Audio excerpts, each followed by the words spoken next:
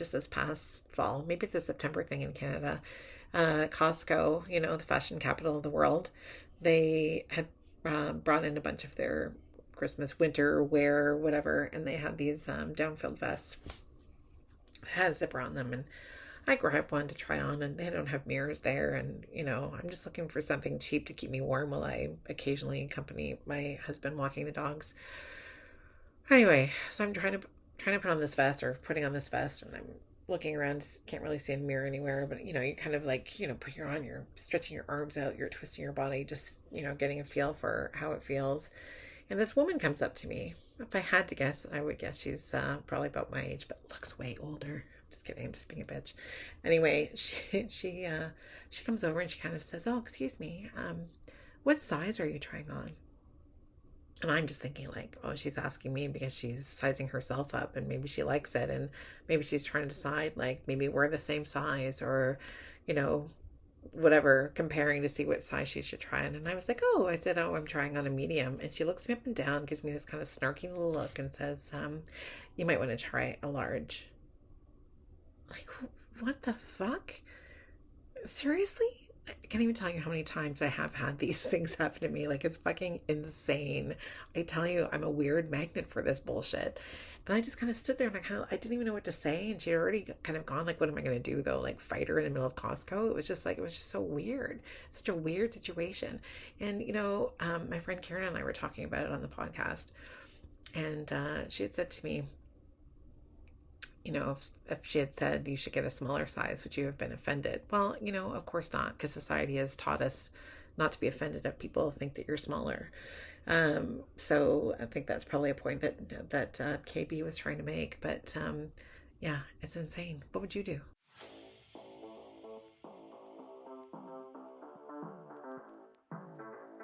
Welcome to the Fuck You 50s, the podcast for women who refuse to tolerate the bullshit anymore. This is real talk, real stories, and a long overdue reality check. I'm your host, Andrea Claire, and this podcast is the filter-free voice you've been waiting for, with a dose of F-bombs. The Fuck You 50s. Unfiltered, unapologetic, and undeniably needed. My guest today is Linda Black, who was an international model and TV host for HBO Asia. Linda and I had worked together and became friends while we were both living in Singapore. She shares how not complying with producers and agents and choosing to go gray killed her on-camera career. Now Linda is happy to be back in Texas with her family, working for a gynecologist women's clinic, advocating for herself and others, breaking stereotypes and testing boundaries. Be you, be loud, and anyone else who tells you differently, fuck them. Those words of wisdom from Linda and more on today's podcast. Welcome to the Fuck You 50s. Linda. Hey! I am so sorry. No. Talk about being old. We can't even figure out this dang app. Oh my God. I tell you, like I'm a bit cocky because I do tend to be good with technology. And then I don't know, I guess that's what happens when you're too cocky, right? Anyway, thank you so much. I really appreciate your time, and it's so good to see you. It is excellent to see you. Yeah. I miss you. I miss you too. So I guess we'll just kind of jump in. So again, thank you so much. I really appreciate your time. This is a project that I've been thinking about for a while. And then my producer, Amy, and we met on a shoot, and I was, she's a podcast producer. And then I was telling her about this idea I had, and she's like, let's chat. I think you've got a great idea. So this is kind of how this kind of came about. And so basically it's, the Fuck You 50s. And as somebody that is 53, and I've been in this, entertainment fashion industry for so many years. And of course, it's not just about that industry, right? But it's also just about as we're getting older. And I guess for me, again, from the beauty perspective, is people saying things about, like anti-aging makeup or mature skin. And it drives me batty because I feel like it breeds this stereotype that is just so not true. And as you know, with your gray hair, I guess that's kind of, I can't remember how we met initially. Was it for doing your hair, or was it just like from like a friend perspective? I honestly don't remember what came first, the gray hair or the friendship. You and I met at an event Ah, okay. I'm glad your memory is better than mine. with another TV host, and then we kind of got to be friendly, and then we kind of took it from there.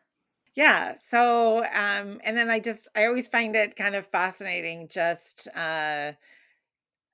I guess one of the things of being like on camera is that your look is not always something that you get to own, right? I remember when I first started doing your hair, it was just, you had gray hair and you needed it covered up. And then again, I don't remember all the like the timestamps of it all, but I do remember first of all, you coming to me and saying, and I had been already doing your hair quite a few times, right? And then sometimes you would be sponsored by other salons.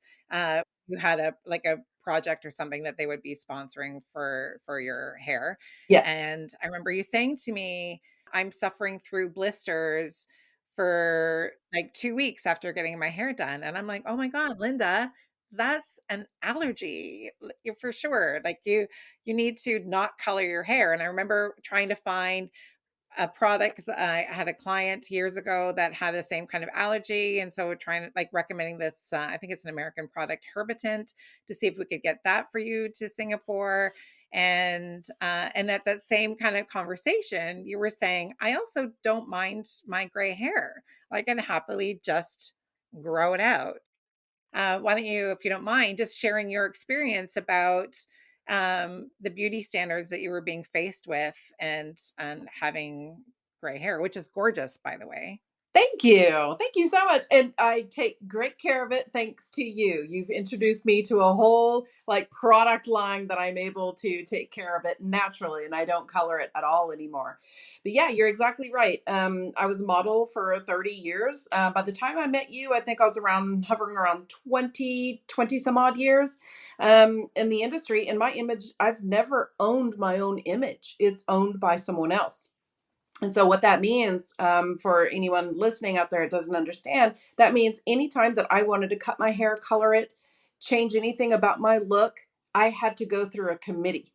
And the committee, they're the ones who look at what I want to do and then project out if any of my clients would actually be interested in something like that. Most of the time, the answer was no. I always had super long hair. And I remember once when I was very young in my teen years, I went and lopped it off because I was sick to death of people telling me what to do with my own look.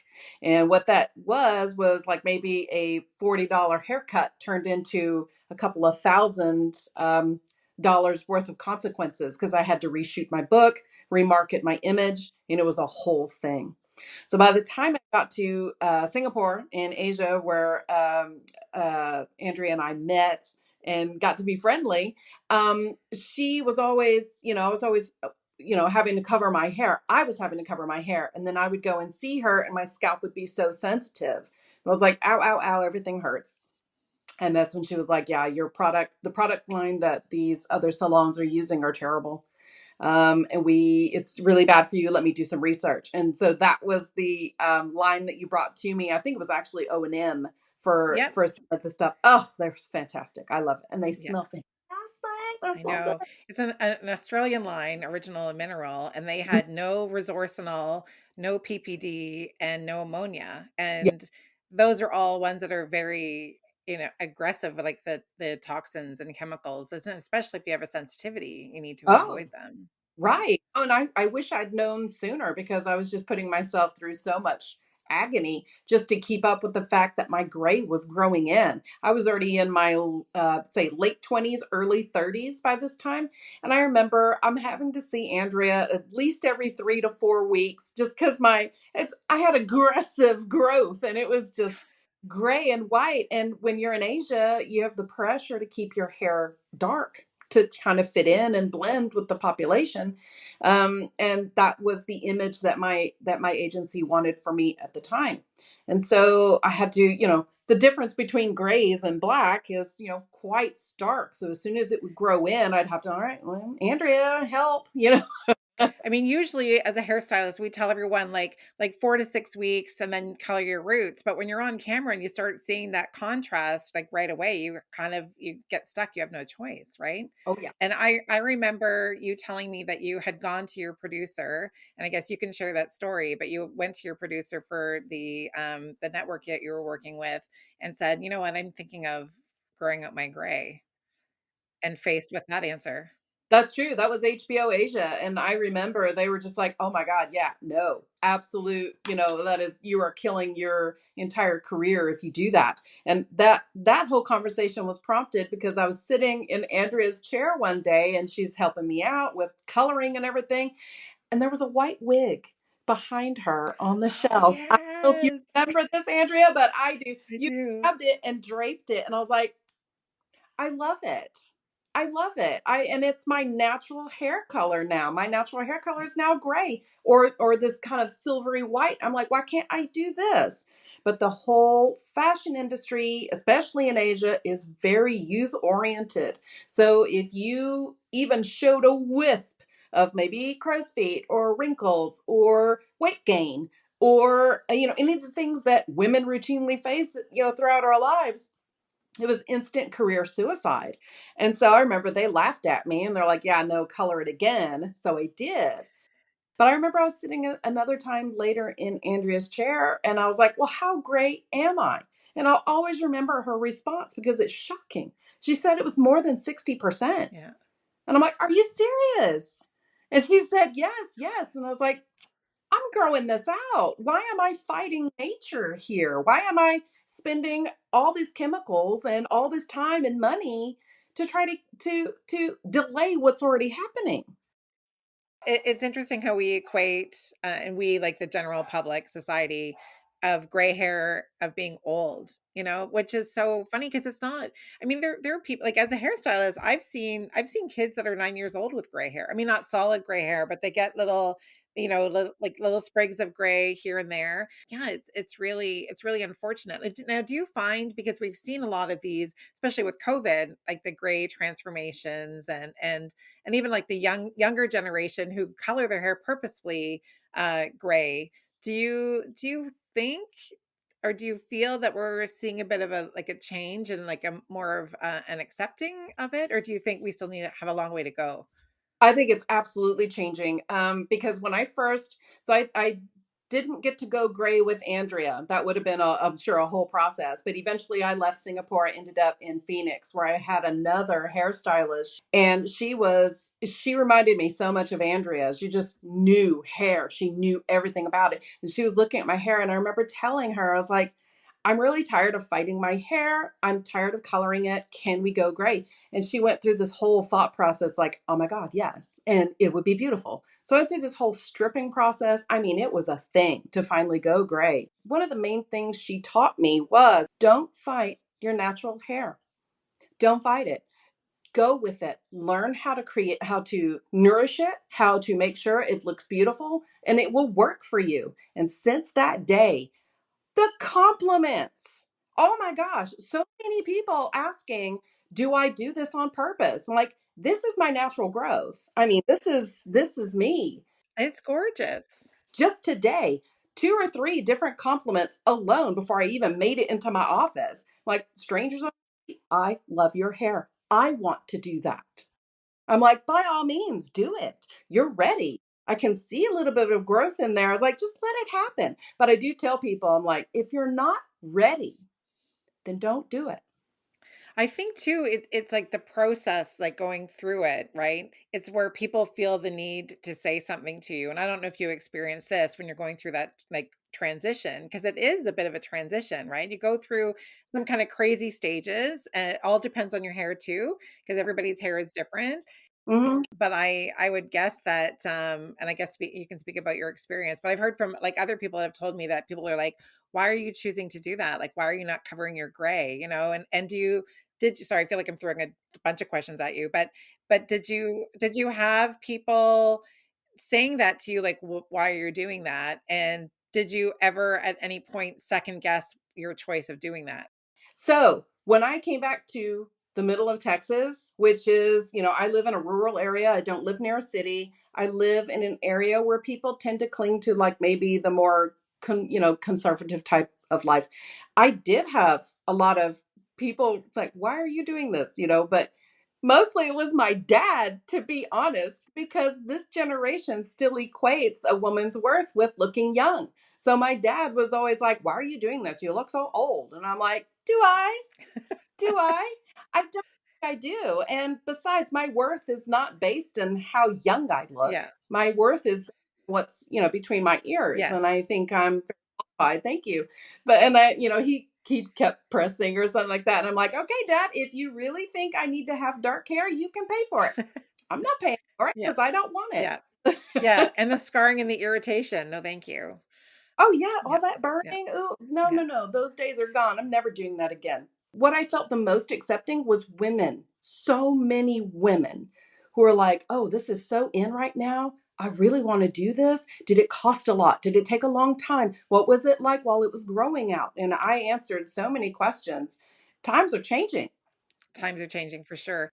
Like it's funny with the fact that I've been doing hair and makeup for over 30 years, and I always kind of say that I'm the anti hairstylist because I think it's up to you. Like if you want to color your own hair and not go to a salon, do that. If you want to have your hair long, do that. Like it's up to how you look in the mirror and how you see yourself. But if we're speaking like society and how society kind of looks at us, we need to understand that we generally look younger than women our age in the 50s, you know? When I look at movies like from the 80s and you see these actors and it'll say actually underneath, this person was 37, but they look like Yeah. 60 something. And you're like, what happened to that person?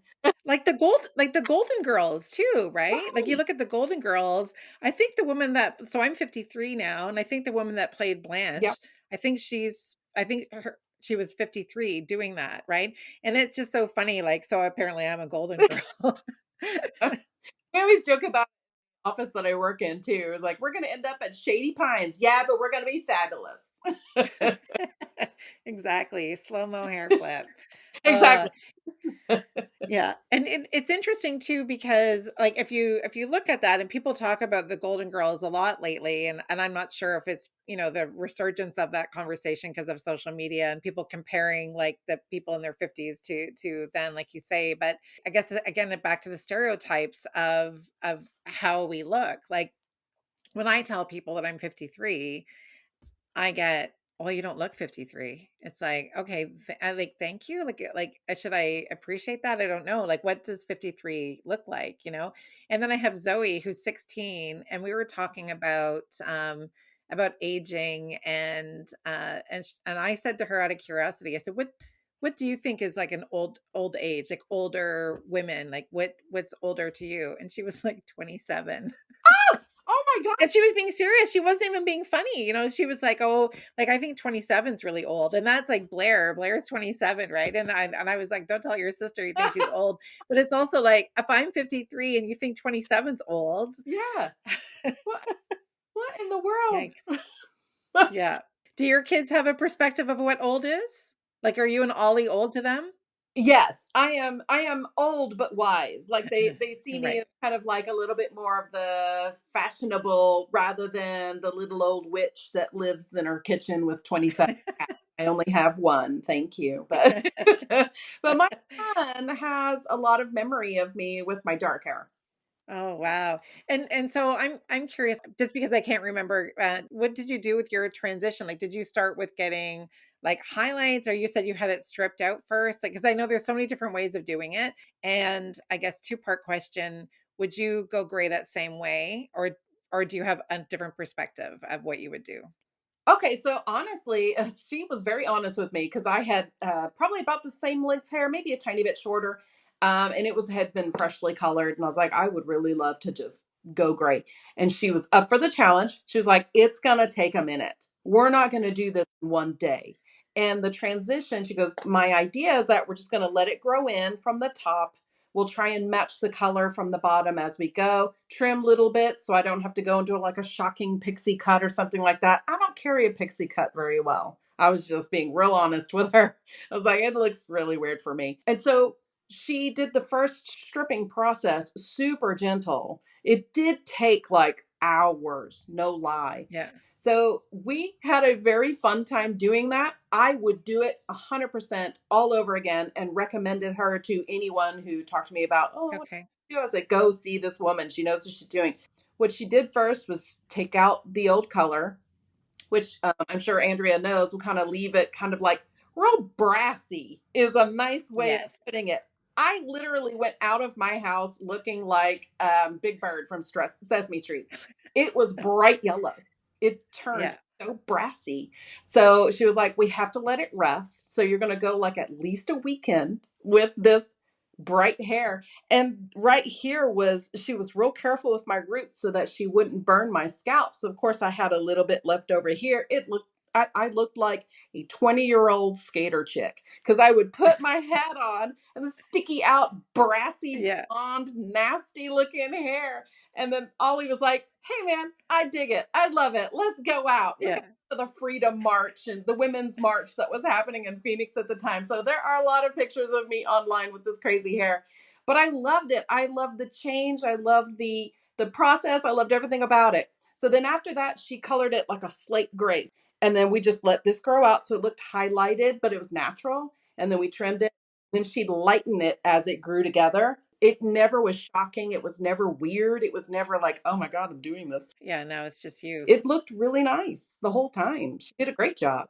And then how long do you think it took you? Like, what was that span of time? Because I know, I mean, hey, I know some because I've done it for other people as well. Like, and it also depends on how fast your hair grows and how much you're willing to cut off, right? So, I mean, I feel like I've seen people that have gone like, I think 6 months, or I mean, it can take over a year, right? It just depends on the length of hair. Do you recall like how long do you think it was for you?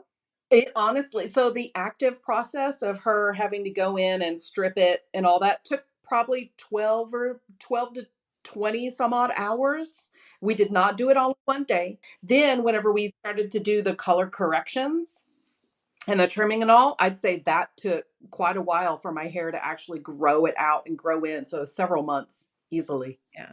Well, I mean, it looks gorgeous now. Oh, thank you. I don't know if you can see, but I have a few like white like hairs coming in. I had this patch under my fringe here that was always really orange, and that patch is now turning white. So, but it's just a little bit. So, It's so funny, and people go gray at different times in their lives. So yeah, I there's like women in my family who have gone gray in their teens. And so I got the gene to go gray early. My sister, who's maybe a year younger, she still has really dark hair.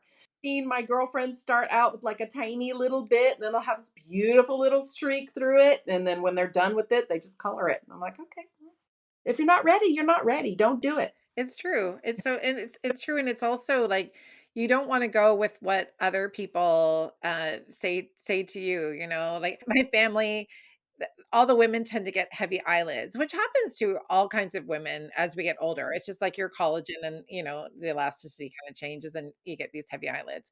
And my one aunt, hers are really severe to the point where her eyelids were basically covering her lashes, right? And she was out, well, it's not about gray hair, but she was out for lunch with a friend of hers. And her friend, just out of the blue, said, you can get surgery. They have that now. You can get surgery to fix that. And it's such a weird thing for someone to Yeah. say when you're not asked about it. And so my aunt, of course, was upset and she asked me my opinion. And, she's like, "What do you think?" And I said, "I think you should get yourself a new friend." Yeah. I think anybody that's going to offer this information, so it's the same like I've had people tell me that they wanna grow out their gray hair, and so they're stretching it in between color and, we have a plan of what we're gonna do, and it's so funny, I don't know why people feel that it's okay to say something, like, if you're not saying, "Hey, what's your opinion of this, what I'm doing?" Yeah. Then why are you offering that? And I've had clients that have come to me and said, "Oh, I was out with a friend of mine and she was saying like, "Oh, I look really old with my gray coming in and I should color it. Like, what do you think?" And my answer is always going to be the same thing. Get yourself a new friend. Yeah. And with all your traveling and everything that you've done, we kind of back up a little bit too. Like you're obviously, modeling kind of has a different impact on one's psyche. But with all of your experiences, and you must have kind of almost I almost kind of think of like going from the US over to Asia, right? So it's like you're traveling, doing various runway shows and whatever. You must have kind of gone through different what's the word? Like standards of beauty, you know? Like not even just with modeling, because modeling obviously has a specific standard, but living in different countries and experience different countries. Have you found any impact from that, or anything that kind of like stands out for you? Or Oh, sure, absolutely. So I think I learned very, very young. And I'm one of those people that public opinion does not sway me. Never has. Other people's opinions don't sway me. I have to figure it out for myself. So when I was quite young, I was told often that I was not desirous. There was nothing about me that was beautiful or pretty. And so the very notion that my name would have been in the same sentence as beautiful was laughable.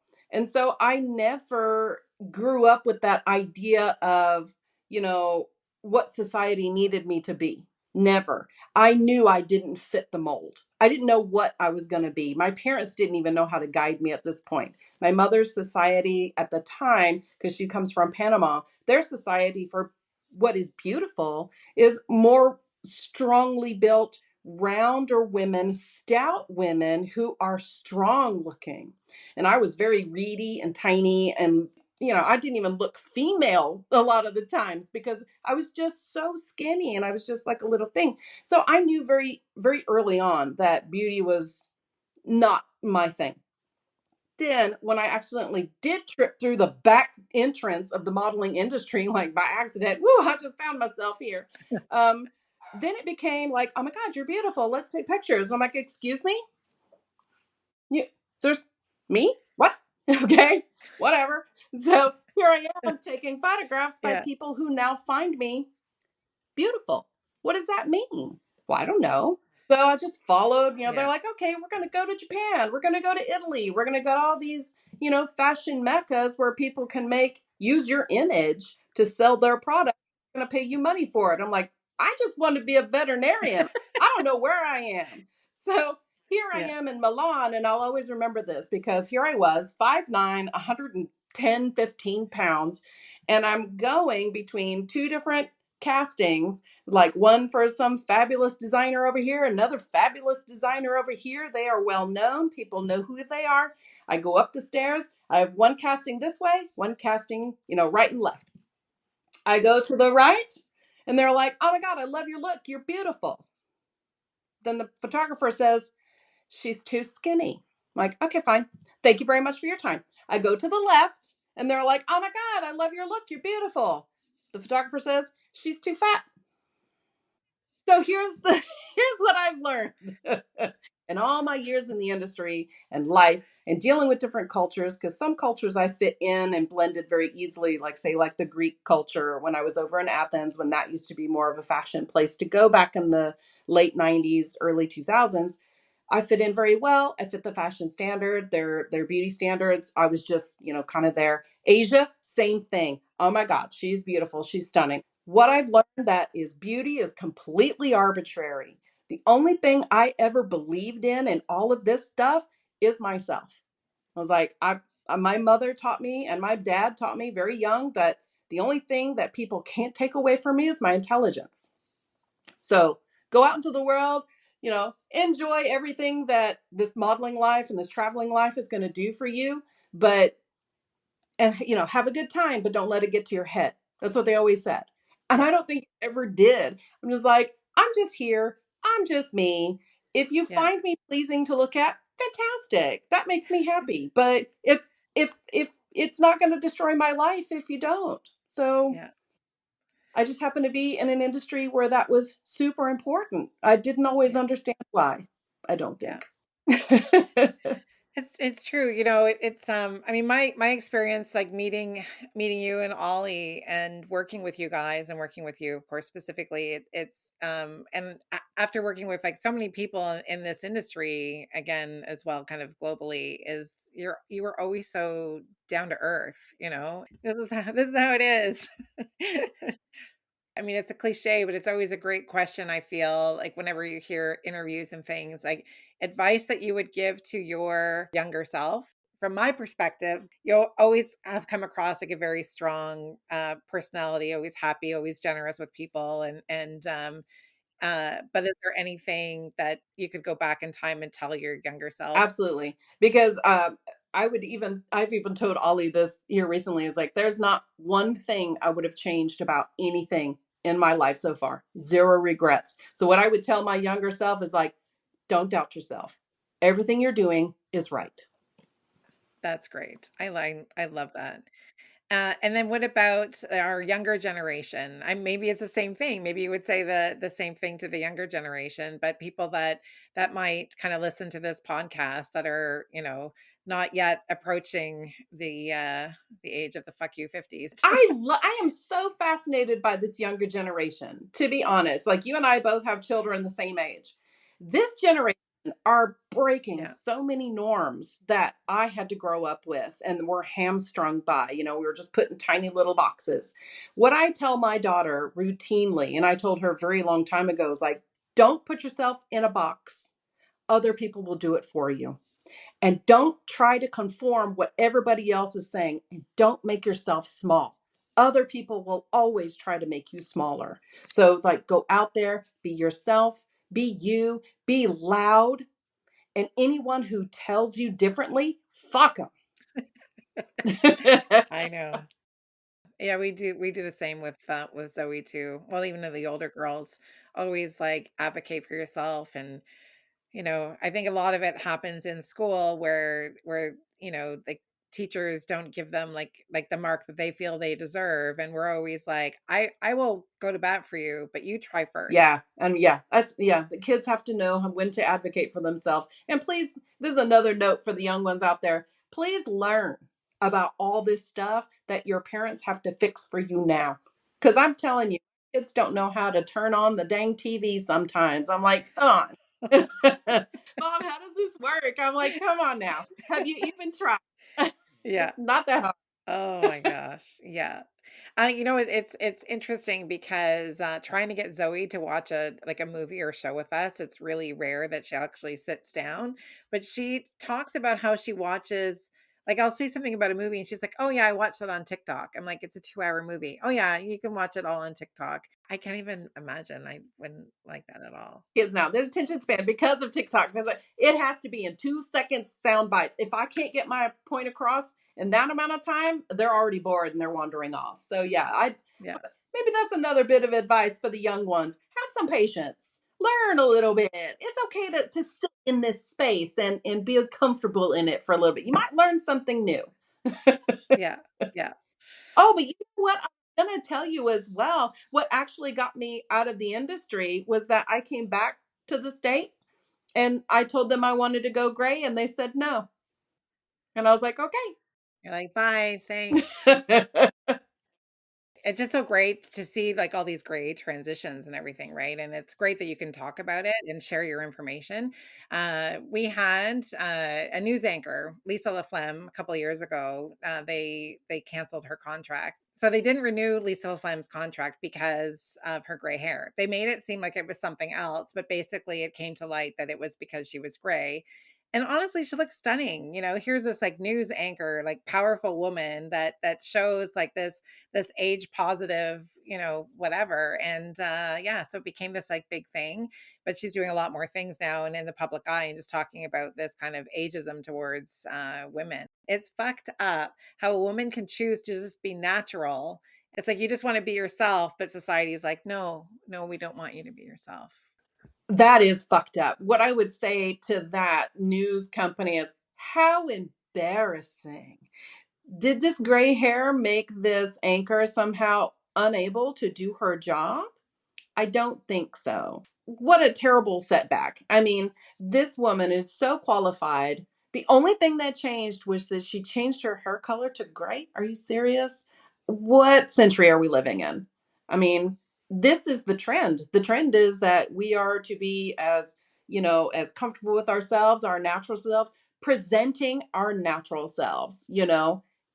Why? I don't understand. Is they're trying to sit there and say maybe they need to bring someone younger in. Well, there's ways of doing that without getting rid of the woman who's been there for ages and she's fantastic. So you got to come up with something stronger than that. Exactly. I've even had people like with me, like when because I'm very open with how old I am. I've had people tell me that I should stop doing that. They said it's going to hurt you in the business. And it's like, well, if it's going to hurt me, I mean, this is another reason why I wanted to start this podcast because I was also just kind of thinking like for people to try and like tell me to stop sharing how old I am, I feel like it's empowering because if we have enough of us with a voice that can say like there's nothing wrong with aging and you can do it in a way where you're not reaching for your walker. I mean, hey, if you need a walker, so be it. So be it. You can still be a positive member of society just because you're over 50 with Yeah. gray hair or even under 50 with gray hair, Absolutely. you know? That's what I was telling my daughter. There are people who are going to push you down because they don't understand it. Well, that kind of sounds like a they problem. It doesn't sound like a me problem. I'm okay. Yeah. I'm still alive. I still get up every day and I still have to do all the things I did my 20-year-old self had to do. So, what's the difference here? This society trying to put you in a box and say, this is where you make sense. Oh, yeah, fuck that. It's interesting too because I mean, sure, there's definitely the influence of the media, right? But a lot of times people say like the fashion, entertainment, beauty industry are the ones that kind of send that message. And definitely, it's not that they're not. I mean, when you have things like this happen with Lisa La Femme, but we also have different cultures that also have that. Like, oh, once you get to be a certain age, you should make sure you retire and you know, or not do this, not do that. And I think that we just need to have more voices out there. I feel like if we talk about perimenopause and menopause, for me right now, it bugs me because I feel like I'm in that age, right? Mhm. But I feel like it's become a really trendy topic. And so I feel like so many people are jumping on that bandwagon. And so it's hard to kind of filter through who is legit and trying to be helpful and who's just trying to like get some money because it's the new trend. How to make sense of it all, right? Yeah. My whole take on all of this is that our society is only strengthened by people who test it, who change those boundaries. And that's people like you and me. It's like we're here, we're living our truth, whether they like it or not. And so, like I said, I'm not here to make anyone's life better just by putting myself in a box. I am here. I'm going to do what I'm going to do. So, menopause. We're talking about perimenopause, menopause.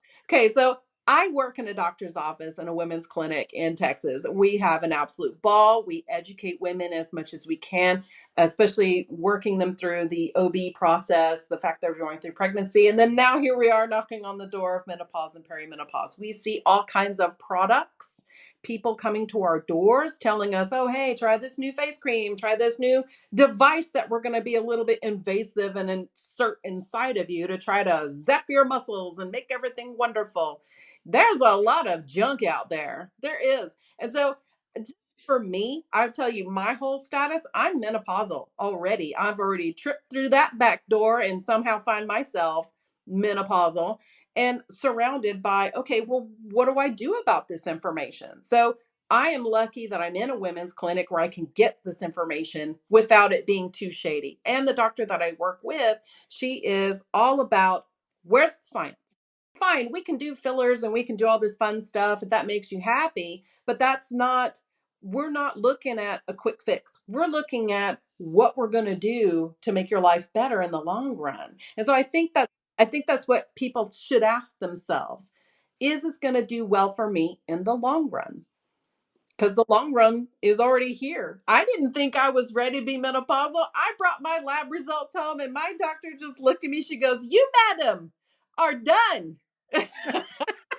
And I looked Oh around. my Yeah, God. I thought I was going to cry. And I said, ma'am, where's the champagne? I'm ready for this next stage of life. And I think Uh, that pretty much just sums up my whole existence. I'm like, I'm here and I'm ready. Let's do something fun. I'm not sitting here gonna cry that I'm female. I'm not going to cry that I'm menopausal. I'm not going to cry about any of this, or that I'm gray, or that I don't fit the norm. I don't care about the norm. I am the norm, whether they like it or not. So, Oh my God. I love that. You, madam, are done. Well, amazing information. Great shares. Linda, thank you very much. This was my first episode of the Fuck You 50s. So I appreciate your support. thank you, ma'am. Thanks for having me. It's so good to see you again. It has been too long. I can't stand that too many years have gone between us. We'll make it right though. We'll make it right.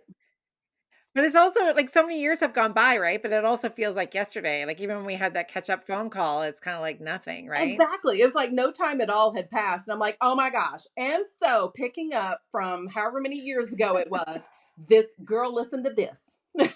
Yeah, yeah, exactly. Well, it's great. Like I just love that you're always so open and just like normalize the conversation of of us getting older and gray hair and the all encompassing. It's amazing. I'm so excited you're doing this, because I do think there's some light that needs to be shed on all of these topics. And I know you and I could have gone on forever. Yes, we need to get cut off.